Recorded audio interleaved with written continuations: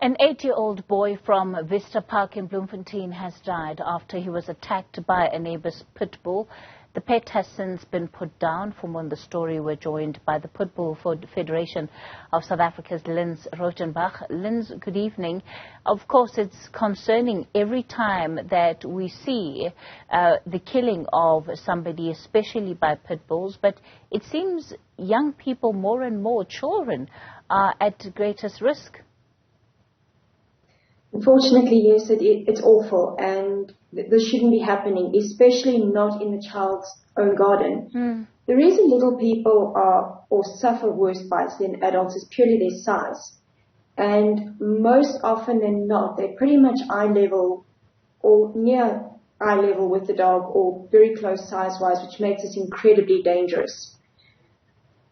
What we are facing in South Africa, and it's not only South Africa, it's actually globally, is a very, very serious problem. And we are even seeing this in countries where there's states with breed bans, where these fatalities are just blowing up.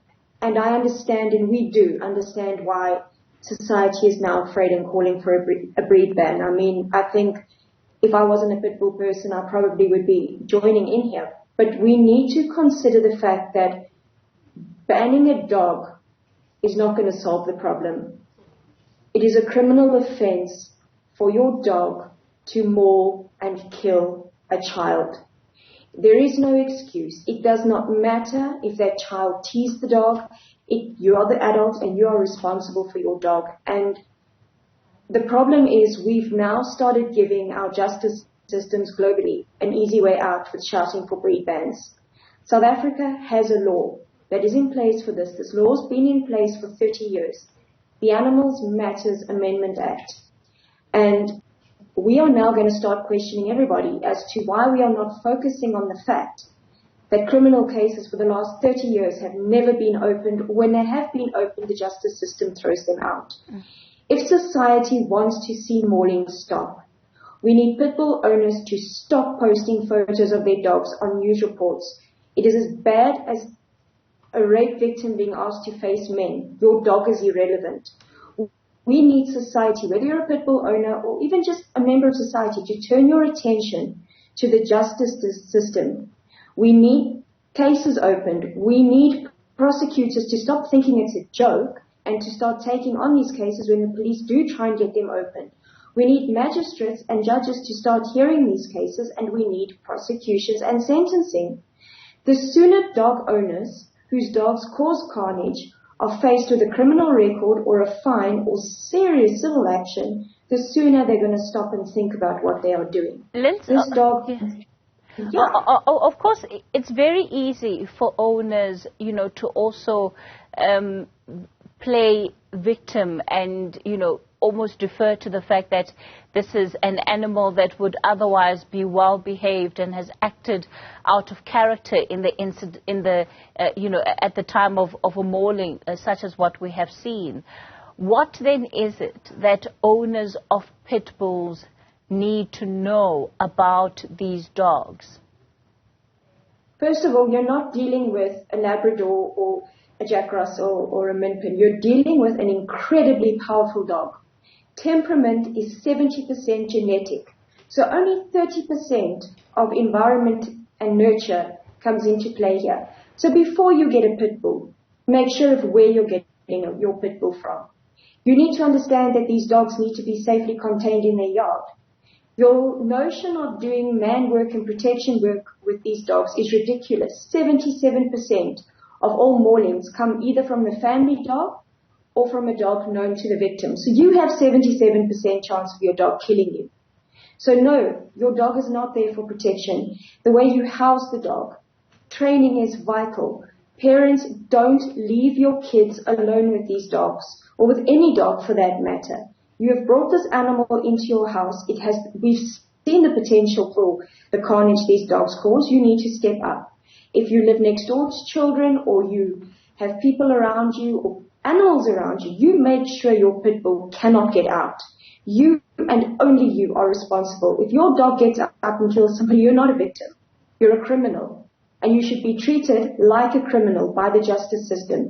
Even if you offer to pay the vet bills or the hospital bills or even the funeral bills, you are a criminal and you should be criminally charged. And the SAPS, the metros, the SPCAs, our judges, our prosecutors, and our magistrates need to step up to the plate, stop passing the buck, and they need to criminally charge people whose dogs, and regardless of breed, regardless of what breed, you need to be criminally charged.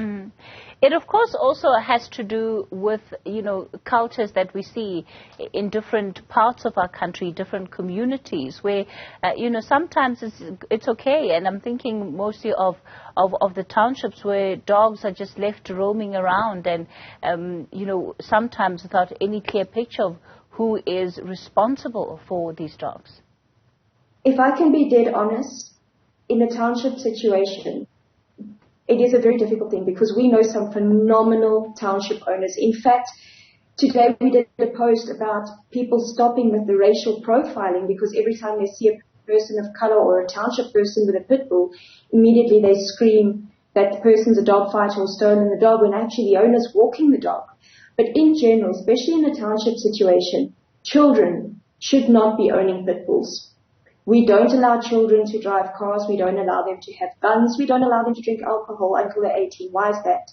Because kids don't make good life choices. I mean, they're not supposed to. They're kids. So if you are going to live in that, in a township environment, and I've been into a township, and like I said, it's very difficult for me to say township people shouldn't own pits because I know awesome township folks. But if you as a community know of a dog that's causing mayhem, don't burn the dog. Don't do anything that could get you in trouble. You get hold of your local SPCA or the SAPS and have the dog picked up and removed. If your neighbor has a problem with a dog that is escaping and is killing animals or attacking people, you need to put pressure on the police to open a case, even if it's your livestock that are killed. It's malicious damage to property, and it is part of the Animals Protection Act. So not only do the police have to open a case for your malicious damage to property, the SPCA does need to enforce the Animals Protection Act because the owner's negligence led to the suffering of animals. So not only children and people being attacked, but livestock too. It does not matter. The dog needs to be removed from society by the law enforcement. If the owner is known, the owner has to be criminally charged. And we are urging the media now to also start questioning the justice system and to turn your attention to the justice system and the failures of the justice system, because while sensation sells, we're dealing with lives here, and it's no longer about who gets the most clicks or sells the most articles or gets the most reads. We are dealing with children's lives here. And the failure globally is not the part of a dog. It's the part of the owner who doesn't know what they're doing or doesn't care, and it's the part of the justice system not enforcing laws that are already in place. It is a criminal offense. If your dog is attacking and killing, you are nothing more than a criminal, and you deserve a criminal record, and you deserve to go to jail or seriously fined and penalized. Linz, why is it that despite the high fatality rate where this particular breed of dog is concerned, it's still so popular that still so many people would have not just one but two pit bulls in their homes? Well, first of all, two pit bulls in your home, unless you really know what you're doing, is stupid, because those dogs have a very high potential of grabbing each other. And that is something you don't want to see. But I think in the South African context, because of the misinformation that's put out there, we sit with two things. There are people who believe or are attracted to these dogs when they read about these killings because we don't live in a safe society. And there's sort of a false sense of security that comes in where people use them as guard dogs because, hey, if they've killed somebody, they'll kill an intruder.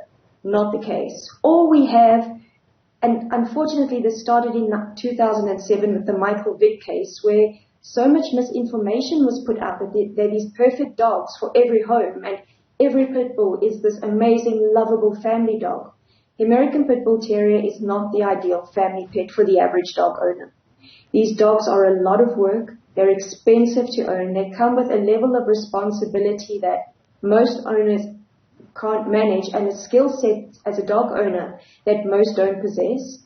And because of the terrible breeding and temperament being genetic, the majority of the dogs we're seeing out there are not only not true to American Pit Bull Terrier type, they're also dangerous and don't even belong in society. So, yeah, it's a multifaceted thing, but I think it's a security thing and a misinformation thing. Linz Rautenbach will have to leave it there for tonight. She's with the Pitbull Federation of South Africa.